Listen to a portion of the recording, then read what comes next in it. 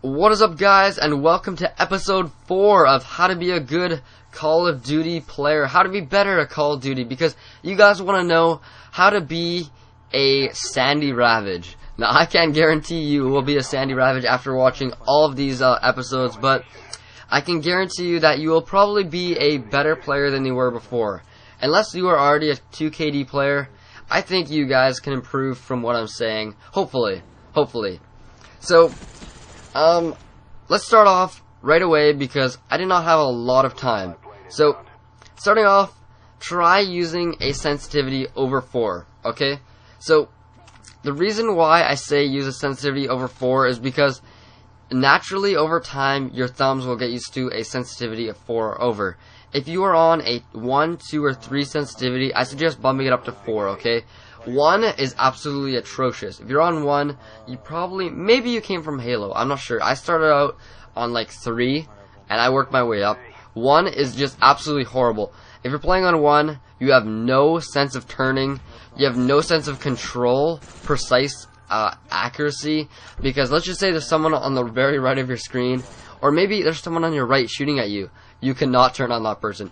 It's an automatic death. Right now I'm playing the sensitivity of 9, and 9 is perfect for me.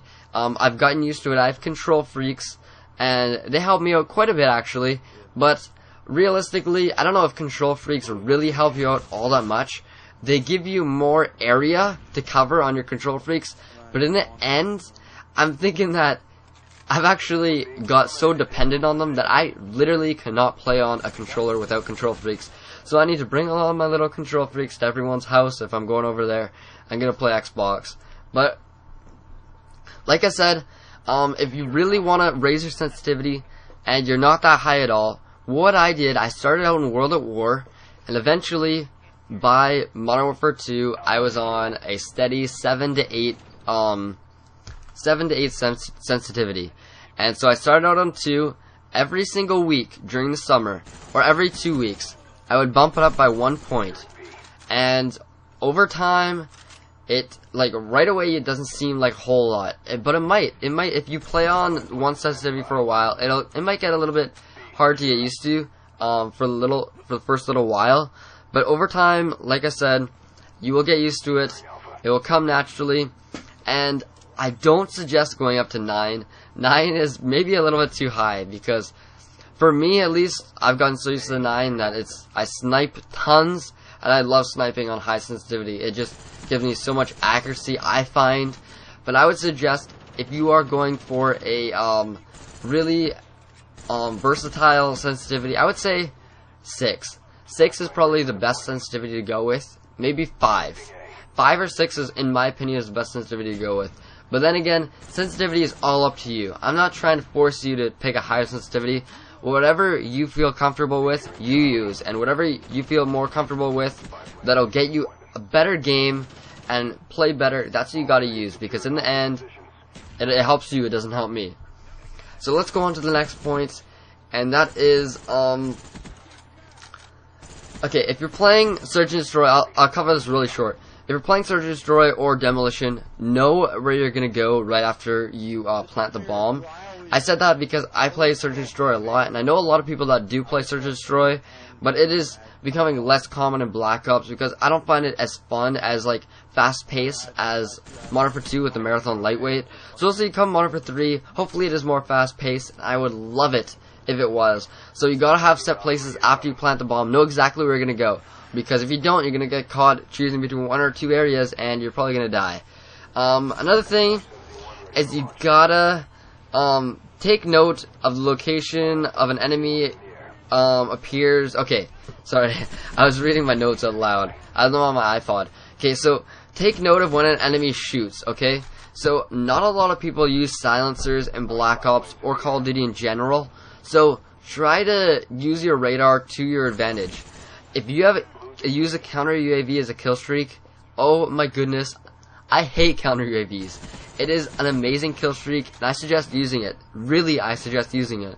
Because I hate counter UAVs, not because they're overpowered at all. They are not overpowered one bit. But for the reason that I use my radar so much that when I don't have a UAV, I feel lost. I really do. because my eyes are constantly peering up to the UAV and looking up there. So if you do not trust your kill streaks being at Blackbird, Chopper Gunner, maybe Dogs, I suggest maybe going for a UAV, counter UAV, maybe I'd say UAV, Blackbird, Chopper Gunner, or UAV attack helicopter, Blackbird. I always ride the Blackbird for the reason of Blackbirds are the most overpowered kill streaks in the game. Let's face it, if you know exactly what direction the opponent is standing and how they're moving across the map, exactly what point they are in real time, okay? Sure, there's a counter with counter UAV, but how many people actually ride the counter UAV? It cannot be shot down by what's it even called in Black Ops? I haven't played in a week. FML, that's bad. But anyways, it cannot be shot down, and I think it's good that it can't be shot down because I worked hard for that Blackbird. But let's face it, Blackbird is probably the most overpowered kill streak. Moving on. Burst firing at medium to long range. Okay, I cannot emphasize this enough, people. I do not hold on to that trigger. I burst fire. Okay, short range, I will hold on to the trigger, but just watch the game. If you really feel like it, watch the game over, and watch me burst fire at medium to long range. Burst firing, I just kind of tap it. Did it really quick with my finger. Almost like I'm like semi-using a FAL or something, right? And just enough so I can control the, control the kick of the gun, and if you can control the kick, control the recoil, that's what I was looking for, the recoil. If you can control the recoil and hit all your shots, you will definitely win more gunfights. So watch how I burst fire there. I did not get him because I didn't have enough didn't have enough ammo, but burst firing is so important. You notice that people that start out, they just hold on to the trigger and just go wild. Just go wild with their aim. And that is not the way to do it. You gotta burst fire and hit those bullets, because each bullet hitting is better than not having any bullets hit at all. So I think that almost wraps it up. I'm guessing maybe this might be the last episode or the next one. And if you guys came from Machinima, I'm probably going to be posting these on Machinima.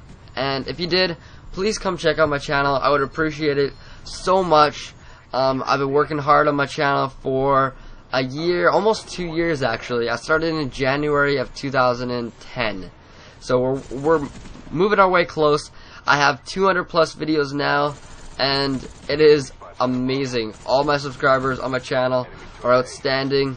I love each and every one of you guys, and I'm sorry for using the FAMAS straight out the gate. I know I'm gonna get dislikes and hate for this. I really know it, but I thought I'd use this game because, oh yeah, one other thing. If you really want to do really good, use the FAMAS. I know. I don't want to promote this gun any more than it is used, but if you are having a hard time getting good games, trust me, just use the FAMAS. You will do better. It is the most overpowered gun in the game. It has been patched, but not patched enough. So that about wraps it up. I hope you guys don't dislike this video just because I use the FAMAS, but if you did, okay, cool. A rating is a rating. If you guys could give this a rating, I would appreciate it so much. And I'm done, guys. I will catch you guys later. Peace. Oh, also, one more thing. Could you type in the comments what you want some more topics to be? I've been working on lots of topics, brainstorming, but I'm kind of running out of ideas. I did this little series because I thought this was an amazing idea to help you guys. And anyways, that is it. Put some topics that you'd like to see me discuss in the channel or in the comments of this video, and I'll be looking through them. Anyways, that is it. I'll catch you guys later. Peace.